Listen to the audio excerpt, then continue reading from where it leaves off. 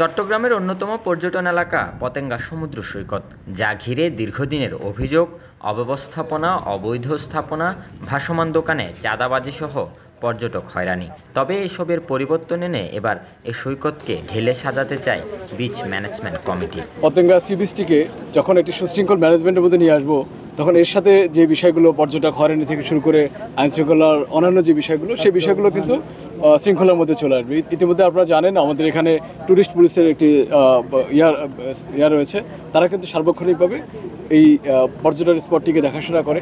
এর বাইরে এখানে টয়লেট ফ্যাসিলিটি থেকে শুরু করে পর্যটকদের জন্য যা কিছু ফ্যাসিলিটিস লাগে, সিসিটিভি থেকে শুরু করে অন্যান্য ফ্যাসিলিটিসগুলো আমরা নিশ্চিত করব এবং এই পুরো ব্যবস্থাটিকে যখন আমরা সুন্দর একটি ব্যবস্থাপনার মধ্যে নিয়ে আসবো, আমার মনে হয় এখানে পর্যটন কেন্দ্রিক যে অপরাধ প্রবণতাগুলো রয়েছে সেগুলো রোধ করা পুরোটাই সম্ভব হবে।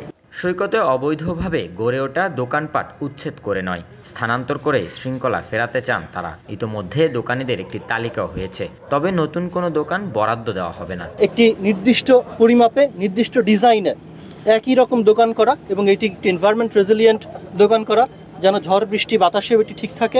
অ্যাট দ্য সেম টাইম একই রকম দোকান হওয়ার প্রেক্ষিতে যেন সৌন্দর্যটা বৃদ্ধি পায়। এখানে কোনো নতুন দোকান বরাদ্দ দেওয়া হবে না। এখানে এক্সিস্টিং যারা আছে, বিচ ম্যানেজমেন্ট কমিটি সিদ্ধান্ত নিয়েছে শুধু তাদেরকেই, এইখানে যারা আছে শুধু তাদেরকেই রিলোকেট করবে, সি সাইড থেকে কান্ট্রি সাইডে নিয়ে আসবে। এইখানে নতুন করে কাউকে দোকান দেওয়া বা উচ্ছেদ করা এরকম কোনো বিষয় সিদ্ধান্ত বিচ ম্যানেজমেন্ট কমিটি নেয়নি।